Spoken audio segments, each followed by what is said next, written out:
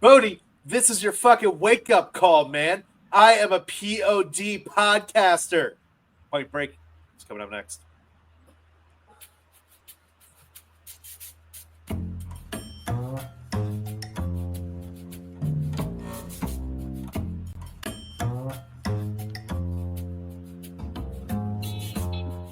Haven't Seen It with Tim Sestito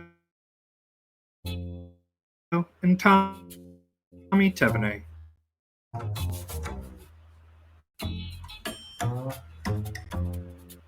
Thank you all so much for listening today. This is a podcast where one of us is watching a movie for the very first time. And today, that is myself. Tommy, you are a Point Break guy, right? You have seen the movie. Yeah, totally. Love this movie. This is probably like my fifth or sixth time seeing it. Loved it. Yeah, this is a Dudes Rock the movie kind of movie. Totally. It's a movie I wish I didn't watch by myself, to be completely honest here. Yeah. And we're not even discussing it by ourselves because we're welcoming in one of our longtime guests, Mr. Connor Dowling. Dowling, how are you today? Oh, doing well, man. Good to see you. Good to see you. Happy to be here. So what's your relationship with Point Break? When was the first time you saw it? Yeah. Well, the 90s, definitely. That was a big kind of surf resurgence. You had like dinosaurs and surfing were big then. I probably watched it for the first time after seeing a bunch of other surf movies, you know, like Endless Summers, stuff like that. My parents lived in Hawaii for a long time, so it was a... I had zero clue about that. Oh, yeah. I was born there. So I always grew up watching those movies. Interesting little fact. Gary Busey, this is not his first surf movie. He was in he was in one called Big Wednesday, where he was the main character. Interesting. But so anyway, in college, we watched this all the time. It was one of those repeatable ones. We used to just throw lines from this movie out at people. It was a very much throw it in the background. Yeah. Pay attention to it or not, you know. But like this is the ultimate movie you just throw on like in the basement. I was telling down this earlier. Like Point Break is the type of movie that you watch in a basement. It's the ultimate basement movie. It's a hangout movie for the guys, for sure. Yeah. Like this is a movie where I was like, I just wish that we had this. Reminded me of like Dally and I used to do Jean-Claude Van Damme days. Like we're Jean-Claude Van Damme mornings. We start the morning off and be like, all right, we're gonna be hanging out. We're gonna be like getting a bacon and cheese nearby, and we're watching Jean-Claude Van Damme movies. This is like the A tier of that type of movie. Definitely. You're not going for Oscar worthy. You're going for entertainment.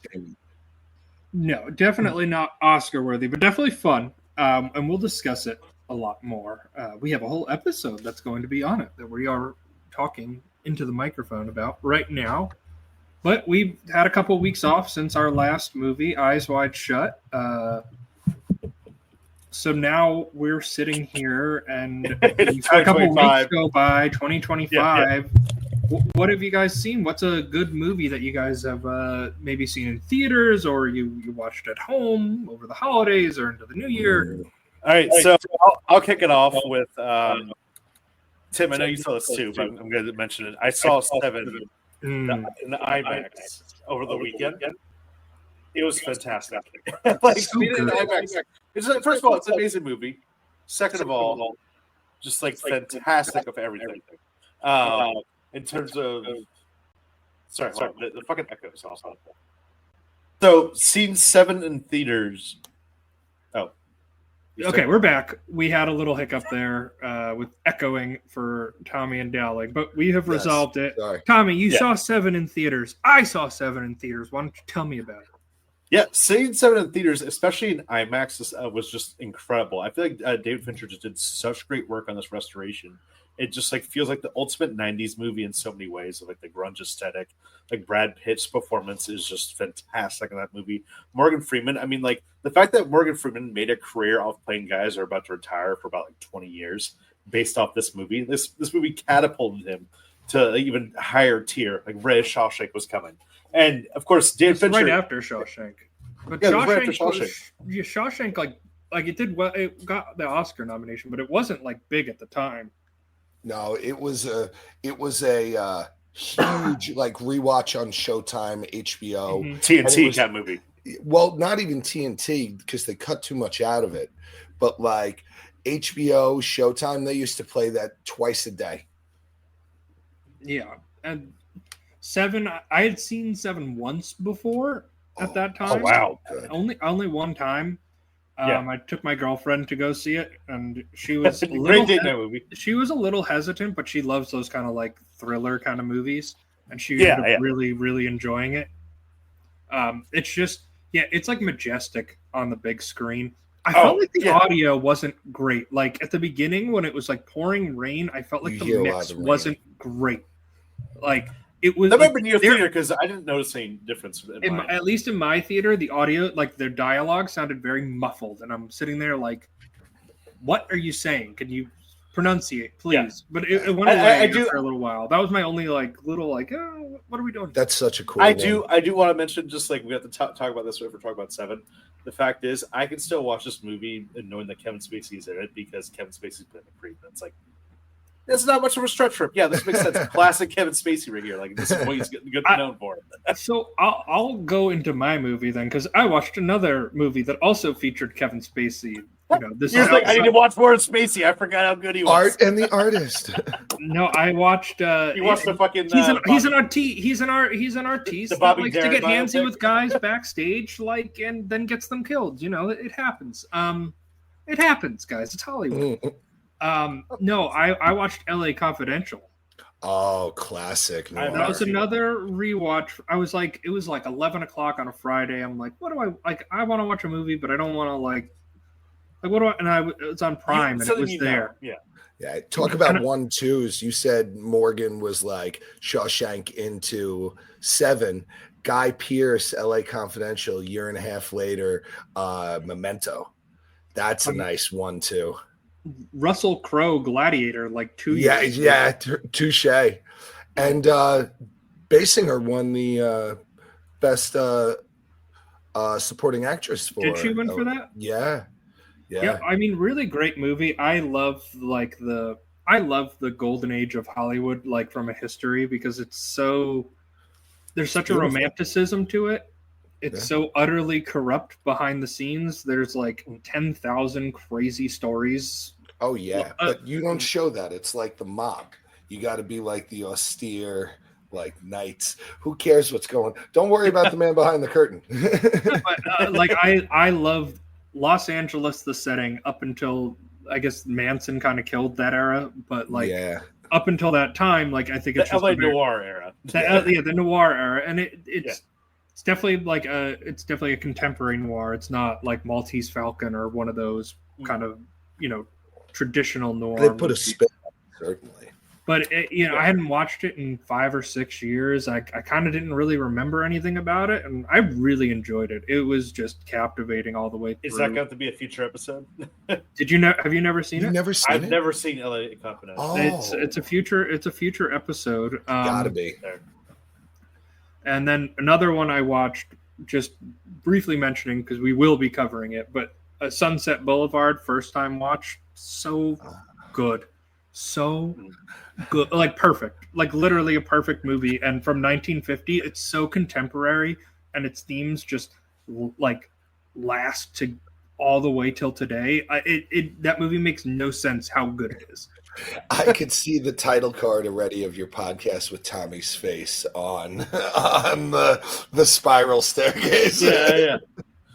Oh, that's awesome. Yeah, classic, dude. He's ready for his close-up now. Yes. I do want to mention also for new releases, I did see Baby Girl. What a movie. Nicole Kidman. I tried. So I'm in Nashville, for those who don't know. I tried to, on New Year's Eve at the Belcourt Theater by me, she was doing a Q&A at 4 o'clock for it, but it sold out in a second. Immediately, I'm sure. Yeah. I called the theater being like, hey, so did anybody return a ticket or something? Take a shot. Yeah. Took a shot. Shoot. Yeah, right. It's also the only theater that will be showing The Brutalist, which I am very excited to go see, but I imagine I will be seeing that one alone. That's probably one. Yes, I know what I'm going to say. Not a new movie for me. I've seen this movie, at least 40 times. But start going to Point Break. No, it was the first time one of my daughters watched Terminator 2. Oh, yes. So, fuck yeah. My middle daughter is the bravest by far when it comes to movies. Sometime this past year on a sick day, I was like, "You want to watch a good action movie?" And she can handle it. Her favorite movie's Coraline, which terrifies me. Yeah, but terrifying. I saw you have a panic attack when we saw it together. Yes.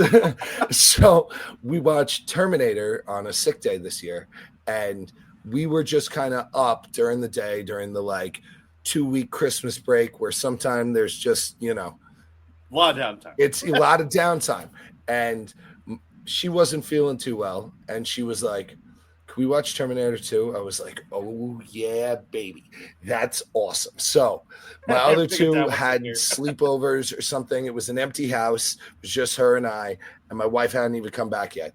Booted up the extended edition, and we watched it, end to end. My wife actually ended up joining in toward the end of it. What a freaking movie. And you know what? I don't know if this is a hot take or not. I think they should have released the extended version as the actual movie. I think it would have been good. You lose so much. Well, you miss the Kyle Reese scene of you miss the Kyle Reese. You miss them switching the chip. You miss the Miles Dyson and his wife. And I don't care. He's a senator at the end, and Sarah Connor's old. You're rebooting the timeline anyway. Just give us some great closure. I don't even know if I've ever watched the extended edition. Oh, it's solid. It's how much longer is it? Maybe 10 minutes. Probably closer to 20, but let me tell you. So here's my one thing that theatrical rules will, I understand that, and it's great for the people that care about the timeline, but T2 is one of the biggest box office earners ever. It was perfect. I always say for theatrical release, pacing is the most important thing. Yeah, you have to get people moving through it. I your agree. 10th watch, you want to watch the director's cut? Great. Correct. Go for it. I guess you're right. You're probably right. It's just it adds such an awesome philosophical element to it, where you hear the last line where you add these extra scenes, and you hear if a machine can learn to love, maybe there's hope for humans beings to do it. And it's it's so much more when you figure they turned his chip around so now he can learn it.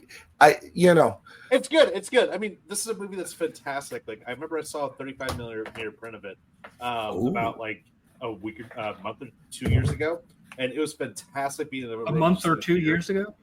Yeah, sorry, it took me close enough. Tommyism. It's 2 years ago. I went and saw a 35 millimeter print of it. Fantastic, amazing movie. And Doug, you said your daughter didn't know the twist, right? No idea. She had no idea. That was the coolest freaking part. We can spell Terminator 2 on here.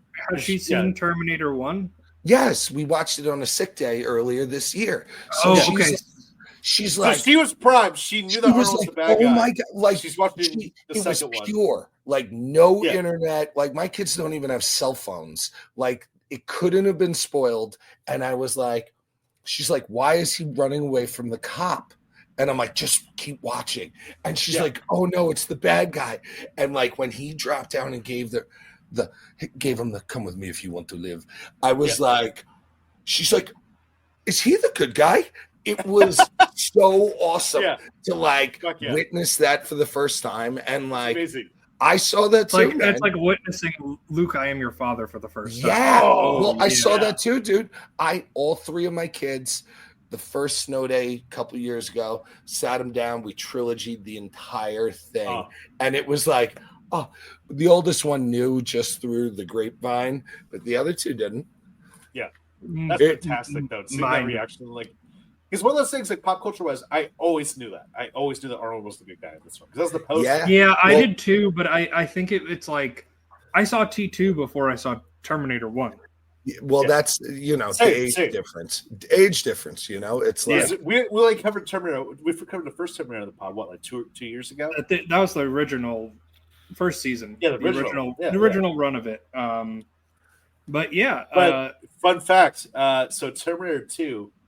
To segue into us, Terminator 2 came out the weekend before Point Break. Nice. So now we're going to Point Break. My parents got engaged the day after they saw T2. So no kidding. This not movie like we gotta do this now. Love is in the air. I know they were in the Hamptons with their friends for the weekend, and it was like raining the day before my dad was going to do it, so they all went and saw T2. It happens. Yeah. Was it the one in Hampton Bays, the little one? But if you're asking me which theater it was, I have no idea. Well, there's not many out there, and no, I know there's a good chance my parents were in that movie too. there is a chance for sure. But we are a movie you've seen 40 times to another movie you've seen 40 times. Yes, this is Point Break. Adios, amigo! Only one man is crazy enough to pull a stunt like this.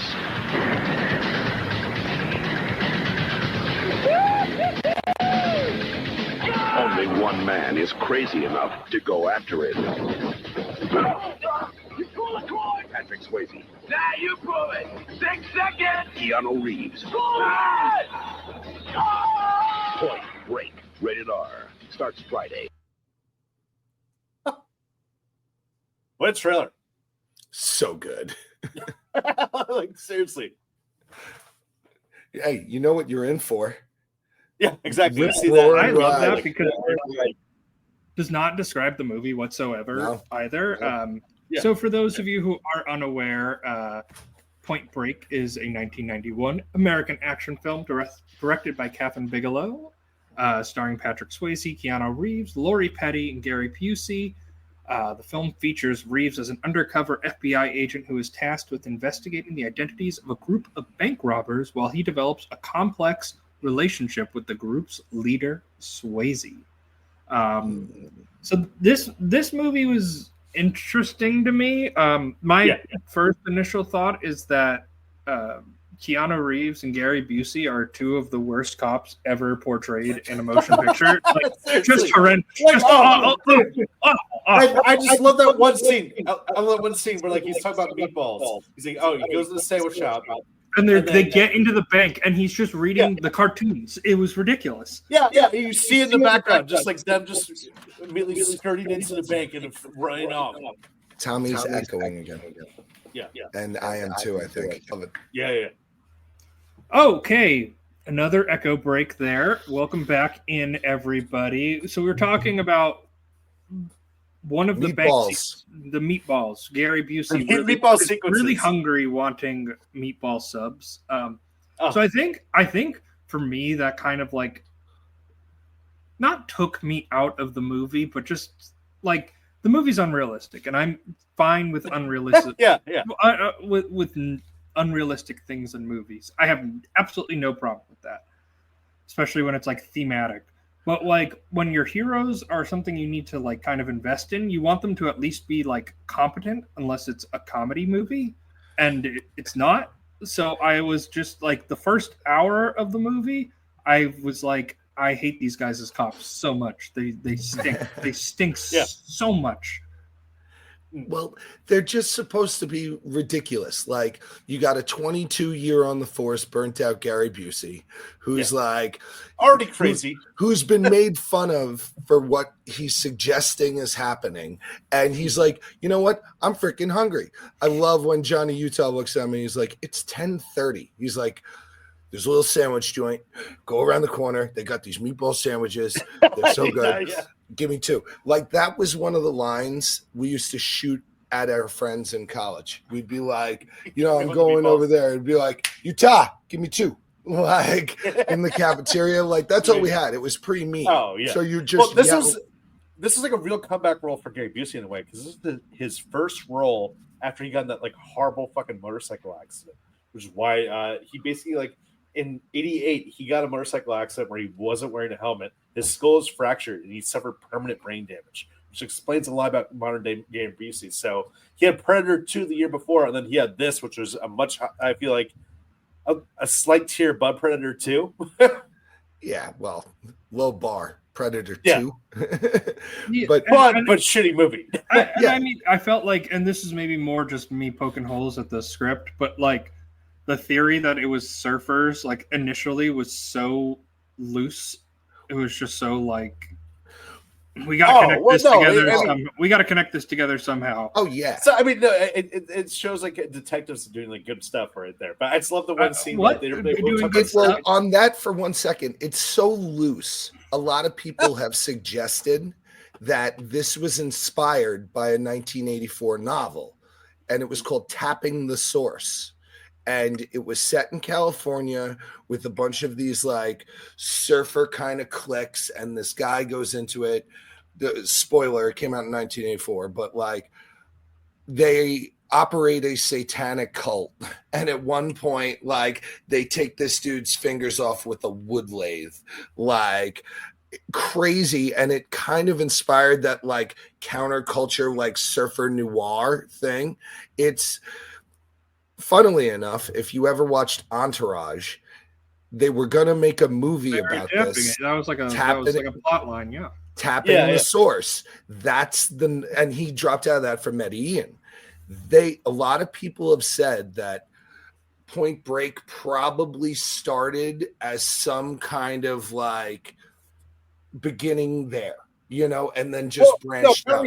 Apparently what happened to Point Break was the producer was pretty much just like on the beach, like, you know, and he was like doing surfing lessons, and then he heard about it. LA was like the bank robbery capital of like America or something like that. So he had in his head like, oh, like bank robbery surfing. Oh, that's cool. Be a fucking movie. Yeah. This went through a whole phase where like there was a time where Ridley Scott was going to direct this movie. He did 5 months of pre-production on this. And the people he was thinking of casting for Johnny Utah. At first, the movie was also called Johnny Utah at this period. So it was going to be either Matthew Broderick, Johnny Depp, or Val Kilmer, and Charlie Sheen were all up for it. And I feel like everyone but Matthew Broderick would work. Yeah. Matthew Broderick is the only one where it's like I cannot see Matthew Broderick in a serious cop movie or like even an action cop movie. That'd be awful. I feel like for Matthew Broderick though, like this is coming because that was 1986, so this is coming right off the Tales of Ferris. He'd be a babyface. He'd be too much of a babyface. But he would need to do something to try to be like, I'm not just Ferris Bueller, guys, which he did by running somebody over. His two big ones before that were like Lady Hawk and Ferris Bueller, right? Yeah, exactly. So basically, like Ridley Scott like dropped out, and if you want to know what the Ridley Scott version of this would have been, watch Blue Steel. Not a great movie, or not Blue Steel. That's Catherine Bigelow. Hard Rain, Black Rain. No, Black Rain. That's the movie. Black Rain. Black Rain is a movie with Michael Douglas, where Michael Douglas is in Japan and he has to track down a Japanese like Yakuza guy who gets lost in there. It's Ridley Scott doing a cop movie, and it's forgettable. It's fun, but forgettable. Yeah, like so. But anyways, I think we end up with Catherine Bigelow, who was on a real heater at this point. You know, she started off her career doing like a William Dafoe biker movie. Then she did Near Dark, great vampire movie. Then she did Blue Steel, Jamie Lee Curtis, a really fun cop movie. She needed a hit though, and this was basically her way to get her hit. James Cameron was married to her at the time. They ended up developing this movie together. They did massive rewrites on the script, and James Cameron said at the time that like having a director wife was so good for him because he could do stuff like, "Hey, why don't you look at the dailies for Terminator 2? Cool, I'll look at the dailies for Point Break for you." And they pretty much would like comment on each other's stuff. So it's great that you mentioned this movie in the top of the podcast because they really are connected. That's so funny. Yeah, so he was credited with coming up with the idea of the four former presidents, like for the gang group, to give them like an identity, give them like a calling card. All timer for sure. It's really nice. Yeah, it's so fucking fun, especially the one guy that like is Nixon. He's like, I'm not a crook. That's so amazing. Oh, it's great. Nixon, I'm not a crook. It's a zany movie, so like you have the masks and stuff like that. It's not supposed to be zany, but it has that like spiritual, like it's very pretentious at parts. Like that, it kind of makes you hate like kind of West Coast when they're like, who's that guy? Oh, his name is Bodhi. It's short for Bodhisattva. He's a real charger, isn't he, man? And he's like, you got to tap into the energy and just let the wave feel. Like, it's like, I feel you need some kind of doofiness, like, Marmaduke, I love you.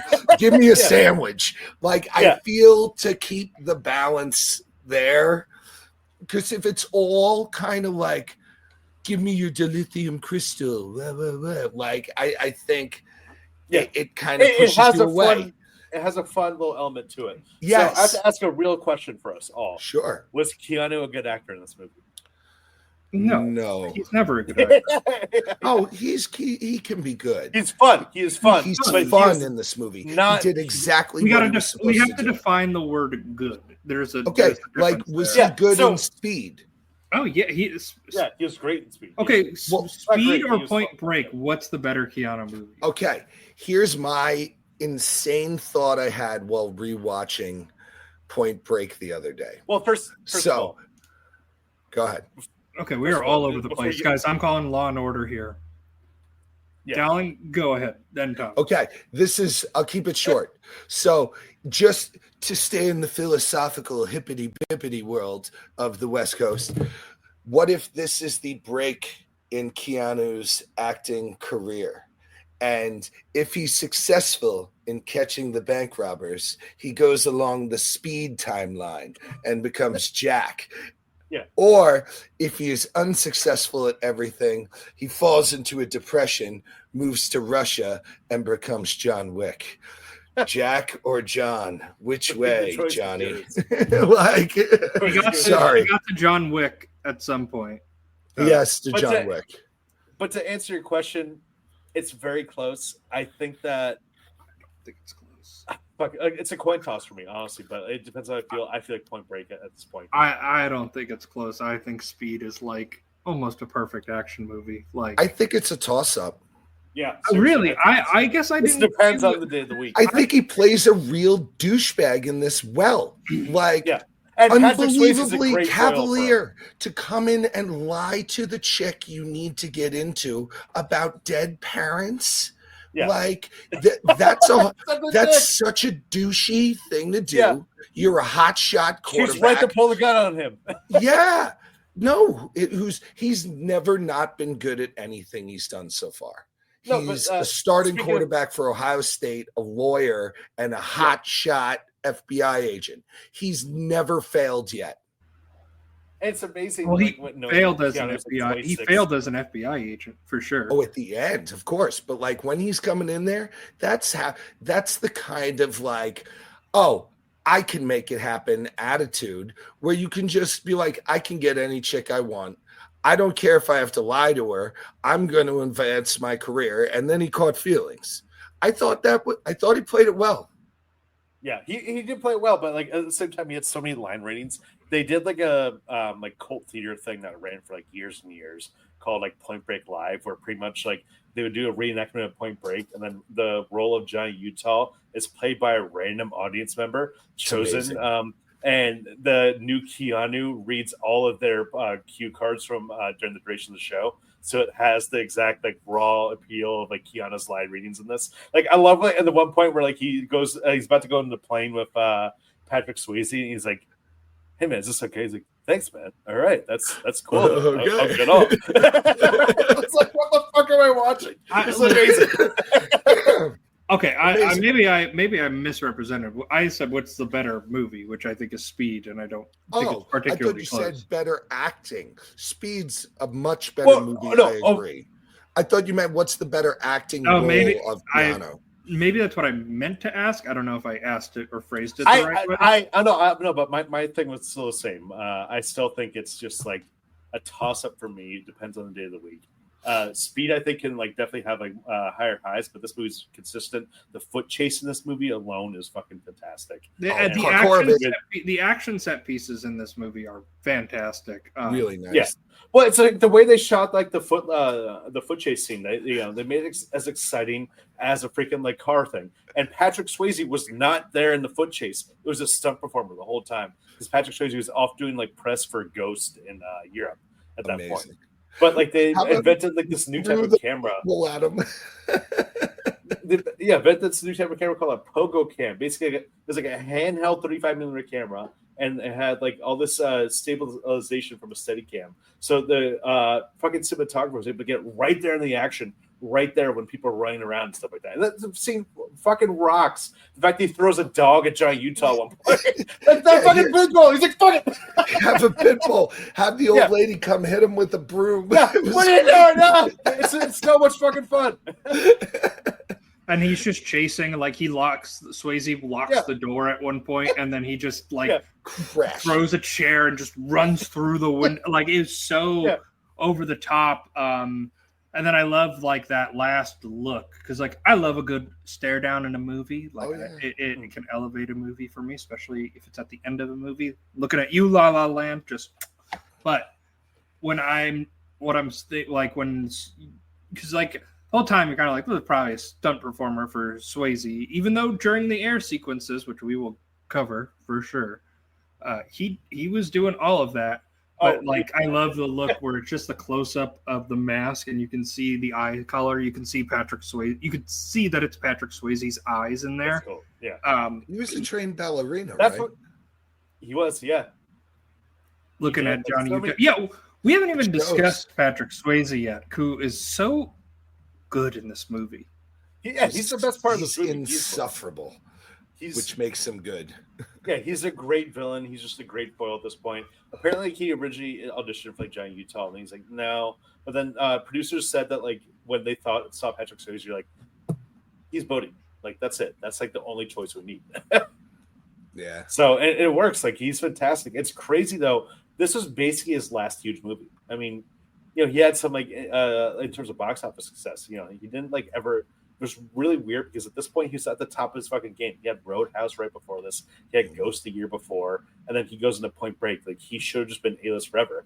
And then when you look at his filmography from there, some movies that like might be memorable here and there, but like even Donnie Darko, which is probably his biggest movie before he passed away after this, wasn't a box office sensation. That's more of a cult hit. It was niche. You could have seen like the run. Where's the run of Patrick Swayze doing more movies like this? This would have been amazing.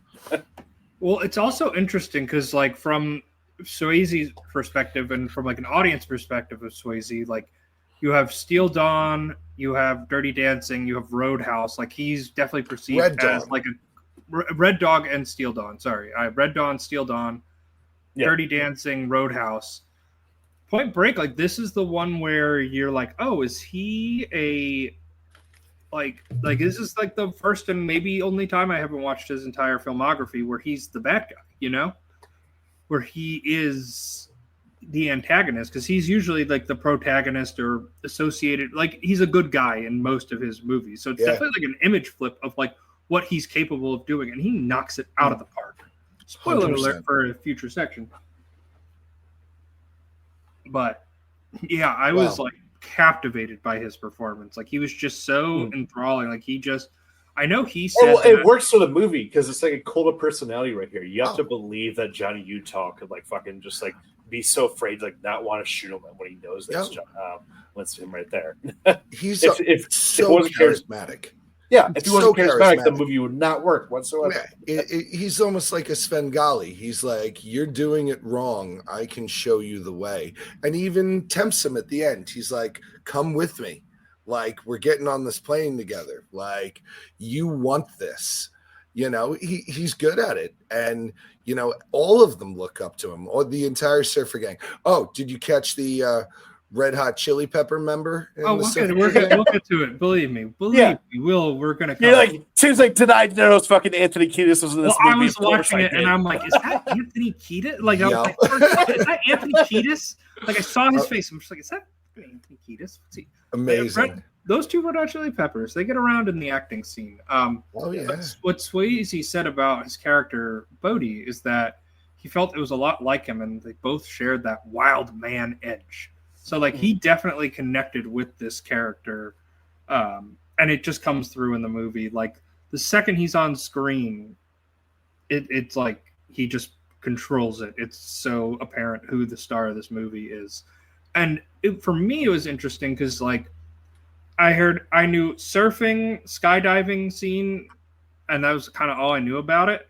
So then when it starts with him walking in, at first I'm like, oh, so it's a buddy cop movie. And then no, it cuts to the Dead Presidents where we don't get the reveal because they try to put a nice red herring in there with the quote unquote Nazi guys, who Anthony Kiedis is famously a part of, where they rough up Johnny Utah after he dings one of the guys' surfboards. The naked girl beats the shit out of fucking Johnny Utah. It's just like I just want to talk about that scene real quick because now you mentioned it's such a good scene. How well directed that movie, that whole entire scene is. Where like they think of like scenes like, okay, we're gonna throw this guy out the window right here. The tension of the lawnmower in the back right there. Gary Busey, he's being his crazy asshole self as always So in the front door. It's just like immediately and just like, hi, my dog. Where's my dog? Where's my dog? Oh, have you seen my dog? And like, this guy's immediately suspicious. We're gonna kill him, right? Like Gary Busey comes to your front door, you're not thinking like, oh, this is a normal guy coming right here. No. Like I will say for me, at least on my first watch, like with Bodhi, like the second Patrick Swayze was like the cool, nice surfer guy intoxicating to people. I was like, oh, that's the criminal. And then they throw the red herring in there. I'm like, oh, that's a red herring if I've ever seen one. We still have an hour and a half left of this movie. I don't think they're the bad guys. I'm going to be honest with you. That's I like that you didn't know that because I feel like I knew going in that Patrick Swayze was the bad guy. I did not know, and it was a really nice twist for me. I really felt like I didn't know, but then once I saw him on the screen and how he was introduced, because he was out doing surfing lessons with Tyler, his Johnny Utah's future girlfriend, and he like runs up and kisses her and. He's like, oh, what are you doing with this guy? And then he's like, no, he's cool. I'm like, that's the dead president. I think I kind of knew when the dead presidents, or not the former presidents, they're all dead. R.I.P. Jimmy Carter. They're all dead now, but at the time. That's a good movie, too. Dead Presidents. At the time, we did not know that when the movie was filmed, they were all still alive. But the former presidents... running in there. I just think dead presidents. Like I don't know why. It just seems so much more logical. Even though that's a movie too. I know it's a movie. It's a bank robbery movie too. Do we just loop this? We're in a circle. Fucking circle. Well, the best is the ending, the cherry on top with Tom Sizemore. Oh yeah, the whole entire button to that whole scene that we're talking about earlier, where like they raid the Anthony Kiedis thing, that Tim just wanted to gloss over right there for a second. The lawnmower scene, like fucking like the fact that like the lawnmower is right there. Those like who uses an old fashioned lawnmower like that? It's amazing. In 91, people probably did. In 91, yeah. But it's just so fucking fun. And Tom Sizemore, like who probably like again, I feel like anytime that you catch Tom Sizemore in a movie, he wasn't even acting. He was just like on set, just like wearing a fucking Rastafarian wig or something like that. Oh, when it's like nice. That was a great Gary Busey line too. When he's like, "Hey, nice tattoo, asshole. You like that, Pappas? Fuck you!" Like, yeah, fantastic. Anytime you have Tom Sizemore in a movie is fantastic. Home run.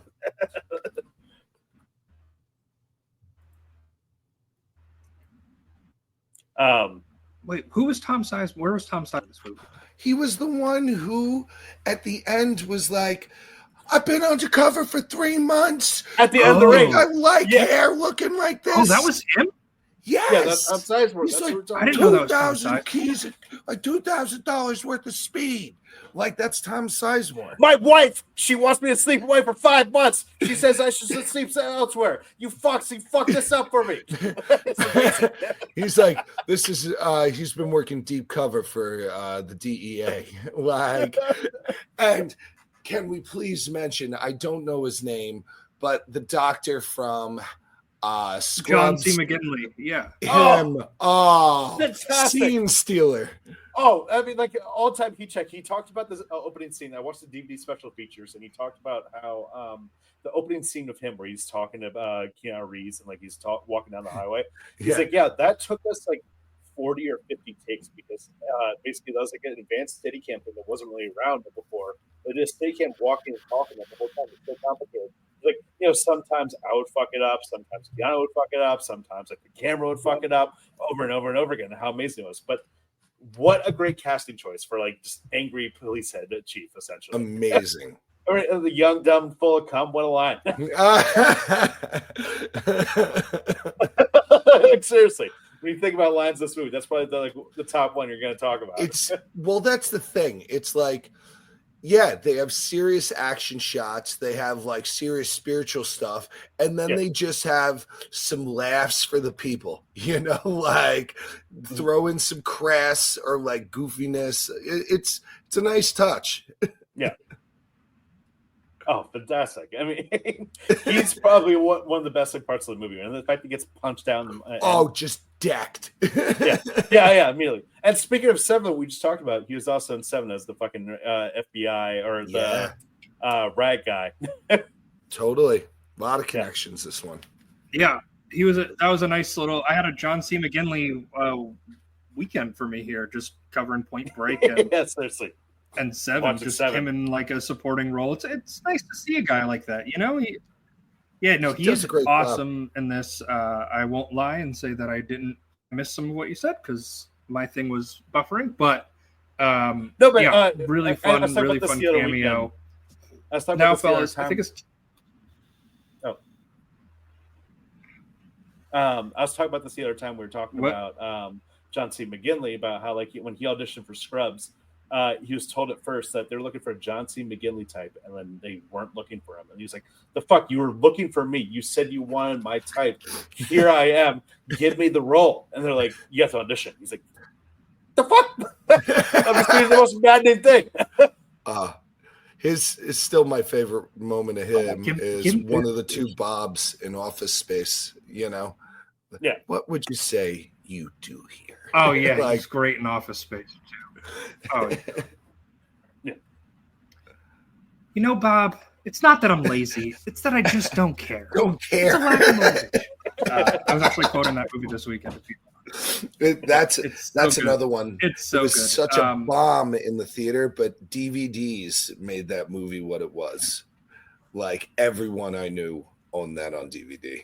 I feel like this movie, Point Break, even though it didn't bomb, it was such a big success on home video. Oh, yeah. And the fact that it had second life, I mean, the first time I ever heard this movie personally was because of Hot Fuzz, when Hot Fuzz had the scene of them watching the scene where Keanu just shoots up in the air and just goes over and over again. And I didn't watch it for years because I thought, like, oh, this is probably just some junky action movie. I was like, I watched it for the first time. I was like, this rocks. This movie's amazing. Like, I love it. Yeah. So we haven't even discussed the skydiving yet. Like the set piece, the action sequence here.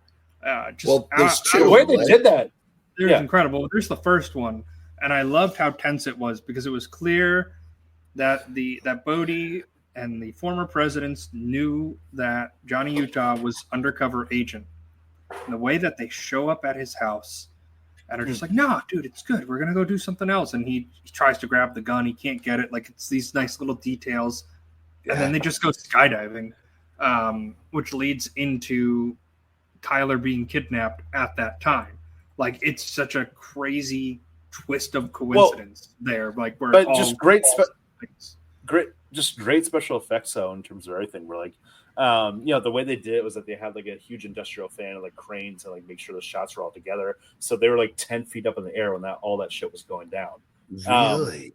And Patrick Swayze was like an avid like skydiver to the point that like he would try and take people like after hours like offset or something like that to go skydiving and do some jumps and stuff like that, and the film's insurance had to be like, dude, this is terrible for insurance, you cannot go skydiving. He's like, I'm gonna do it anyways, fuck you, shut up. I do what I want. So he ended up making 55 jumps out of the plane for this, and he did all his skydiving scenes himself. And like he said, as he said in the DVD special features, he was just like, it would look so much better. Like, there's no cuts. He said people go up to me in the streets for years and be like, was that you actually there? He's like, did you see an edit right there? Did you see a cut? No, that's me.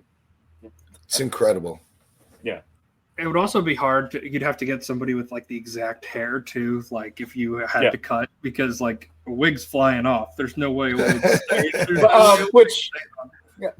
To go on a little tangent real quick with DVD special features, it's so funny. Like when you see them, like where it's like obviously like 15 years later or something like that. Like the people who like get from DVD special feature, Keanu Reeves, of course they're not going to get it, but Patrick Swayze, he's available. The guys in Bodhi's gang, of course they're available. Because like, what else do I have to do? It's like, hey, do you want to talk about this movie you're in 20 years ago? Of course, why not? I'm going to get there. Gary Busey, like, do you have anything else to talk about? Like, no, I'll do it. Just going all fucking crazy. That's awesome. So after that, they go and rob another bank and basically force Johnny to go in without a mask and say, like, hey, if you ever want to see Tyler again, you have to come in with us. And that's where Bodhi, their bank robbing was just grab the front desks there and just they had a plan. They had a plan, and this time he verts from the plan and goes, go to the back and get the money there. What do you think the reason was? Because it was never said, but I think I know. It's clear. He's saving up for the 50-year storm. That's what he was talking about. He was like, they have that fireside discussion. They're like, what's the biggest wave ever from Keanu? And he's like, Waimea? He's like, no, maybe, Nazare, or they say a couple other ones, and Bodhi goes, Bells Beach, Australia. And they're like, no way Bells is bigger than Waimea. And then he tells the legend of twice a century, this massive Antarctic storm rips up through the Pacific and creates like the biggest, most perfect monster wave ever. And he's like, it's going to hit next year, and I'm going to be there. I read they filmed that scene in Oregon and just, trucked in a few Australians to be like, you can't go down there, mate. Like, yeah, exactly. But, Oregon, the surfing capital. Surfing capital of the world, Oregon. Exactly. Exactly. But I always thought, I could be wrong, I always thought that was the plan. Like, they were just probably going between, like, Florida, staying around the stateside, like, doing kind of like... Yeah, all the coastside shit. Yeah, Mountain Dew X Games stuff. And then, they needed to fly to Australia, and that ain't cheap. So it was like, here's the bank robberies we could do. But and they probably thought, I have the insurance. We have the FBI agent doing it with us. But no, it's so funny to to nitpick some of the things in the movie. Like, the fact that Patrick Swayze's character is able to throw a party of like 200 people just randomly. Like, you have to imagine, like, how long is this guy in California? Like, I figured he was just a drifter, like you were saying right there. Yeah, all his stuff. He was like, he put it in storage. They cleaned out the house. They were financed. They robbed 30 banks in 3 years. Yeah. So we haven't touched upon her yet. Laura Petty, though. Loved her in this movie. She's amazing. Fucking fantastic. She had such a 90s run. Like, she was Tank Girl, which what a movie too. And League of Their Own. Yeah, League of Their Own Kit also. Keller. Yeah. Where Timmy probably knows her for most. Oh yeah. A masterpiece. Yeah. But regardless, like, she's just such a fun little foil. Like, apparently when they originally wrote the role, it was gonna be like, your typical like Pam Anderson kind of Baywatch type or whatever like that. And they're like, no, what if we just like invert it a little bit, make her more like tomboyish or something like that? And I think it's a good little foil. Like, the chemistry she has with Keanu is really fun in this movie. Oh yeah. Well, she had a tough go growing up. Like, her old man was like abusive, Pentecostal minister. Like, I think her mom like got into drugs, and she ended up like having to watch for her little sisters and stuff. So she can sell that edge, like when she's like, she gives that I don't have time for you attitude. I believe it completely. Like, what are you doing here? Like that super hard shell, Yeah. Oh yeah, for sure. And it's definitely like a nice spice and probably atypical for the time of the kind of person that would be the love interest in this movie. But she feels like the ultimate '90s like kind of rocker chick or whatever. Yeah, in a way. And then there's the great shootout at the airport. Oh yeah, where Gary Busey meets his end, and Keanu gets in the plane, and they skydive again. But this time, Keanu doesn't have a chute, baby. Dude, what a scene! What a scene! What a fucking scene! Where he's like, he just punches the fucking plane. He's like, oh, fuck, I'm going out. They did a Mythbusters thing about this. We're like, okay, like let's see like how bullshit this one scene could be. Well, Travis Pastrana did it. The X Games guys. He did it for a Red Bull commercial. They had like 3 people, and he grabbed on. He didn't just hold on, but they latched onto him, and he literally, it's on YouTube. He literally cracks a Red Bull, takes a slug, and jumps out of the plane with like a bunch of other skydivers, and he's just by himself doing stuff. And then at one point, like he floats over, and like they clip in and they pull it.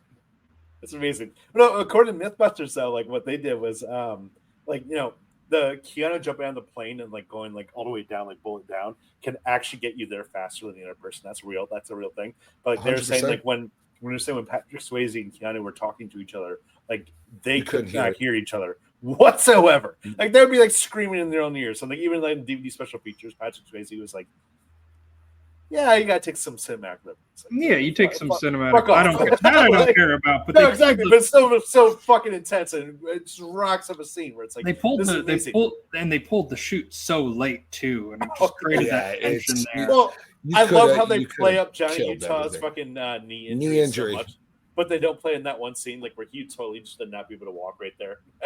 His leg would have been shattered into a million pieces. They were coming in hot. Then Bodhi escapes, and 9 months later, they're in Australia, looking at that great wave coming in. What an ending, too! Great ending. Beautiful. Beautiful. Fantastic. What did you think about the throwing the FBI badge away? It felt like an empty symbolic gesture. Like at least for me, from like the movie perspective, like I didn't take away that Johnny like took a lesson to be like being an FBI agent isn't for me. Like I didn't need it. I didn't need it either. I didn't need it, but the beach fight scene was sick when he cuffs him and like he cuffs him right there. That's fucking amazing. Yeah, it was nice. Man, you gotta let me go, man. You gotta let me go. The stunt double they had for that scene was like apparently like so like probably disappointed because like he was like a professional surfer and they paid him to wipe out and he's like, this fucking hurt. Like he got beat up out there.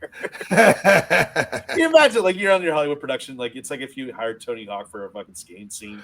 And it's like you're gonna bite it and a bunch of kids are gonna kick you in the face. Yeah, exactly. Like, no, you're not gonna do any cool surfing tricks, dude. We're not gonna show off how great of a surfer. You are just gonna eat shit, Tony Hawk. That's not what you're here for. just fucking take your shit. No, and I mean it ends with an all-time ending quote too, where he goes, "Well, we'll get him when he comes back in. He's not coming back. He's not coming back." Yeah, and he, it was true to his spirit, and it was true to who Bodhi was. Die the warrior spirit. I love it. Die the warrior. Yeah. But now it's time to discuss who the best actor in the movie was. I am a star. I'm a star. I'm a star. I'm a star. I am a big, bright, shining star. All right, Tommy Dowling. I know we kind of discussed a lot of these guys, so we can briefen this section up a little bit. But who was the star of the movie? Who gave the best performance? All right, so I think Keanu. I mean, he pretty much created his A-list like fucking action career. After this, like we had like the run of like this Speed, Giant, and now like he came back a little bit a couple years later, Matrix and stuff like that. Like this is the start of it. He was not known as the action star back then. When you think about it in 1990, I mean, Dowling, like you were around at the time, but like Keanu was known as like the Bill and Ted, and like and he was in Youngblood, a great hockey movie where he played the goalie. But like those are movies that you think like like great action. He was the Bill and Ted dude, and like other random movies where it's just like in Parenthood and stuff like that. Where it's like she really had to fight to get Keanu in this movie because, like I said before, they wanted Johnny Depp, they wanted Charlie Sheen. But I think the Keanu move was really fun. I mean, he gives line reads that are just horrific, but somehow you don't mind it. It just adds to the charm of this movie. Or like I love the one part where he's talking the voicemail to Lori Petty, where he's like, "Gosh, why can't I think about what I need to say?" and stuff like that. Was awful line reading, but I love it. I love it. What can I say? Dowling, for you? Oh, for me, there's, I think for anyone, there's only two choices. It's either you got to go with Keanu or you got to go with Patrick Swayze. They are the movie. Everything else is just window dressing on it. I think great lines by Sizemore, great lines by Busey. 2 bricks coming up. Like Johnson McGinley. Yeah. There's so many good lines in it, but I wish I could say Lori Petty, but she's not in the movie enough to matter. I'm honestly gonna go with Keanu, and so interesting. It's I honestly have to. It's like I think he puts on this perfect, like, just kind of. It's almost like a callback to like the 50s, 60s, like big man on campus. It's like he's a scholar. He's a lawyer. He was a starting quarterback at Ohio State. Like the kind of prestige that engenders into you. And then you go to the highest level of policing. You go to the FBI. Like I know there's some flat lines there where it's like, oh, and huh. But like in the scenes that mattered, I really liked it. Yeah, now, it's still overall, he just brought like charm right there. We're like, we need to see him in more action movies after this. Yeah. So it's not that I don't like Patrick Swayze. I loved it. It's just he's fantastic also. Yeah. He's fantastic. It's just I so disliked him that was the tiebreaker.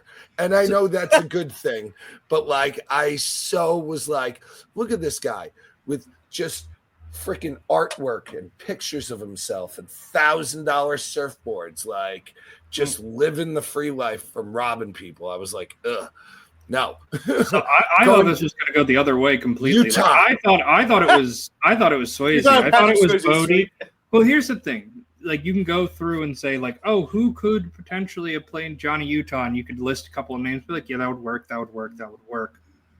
I don't see anybody else playing Bodie. Like, and you have to be able to test him for the movie to work, and he pulls it off effortlessly.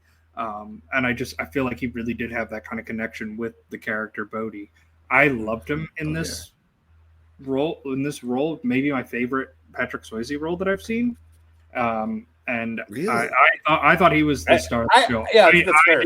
I'm very surprised you guys said Keanu. Well, him coming out and karate chopping everyone to death, I was like, oh, come on. This isn't Roadhouse. I have to think of a funny thing about that. So Anthony Kiedis, apparently, like the stunt coordinator for this movie, told everyone, like, okay, so you're going to have to do fight training on the weekends with me.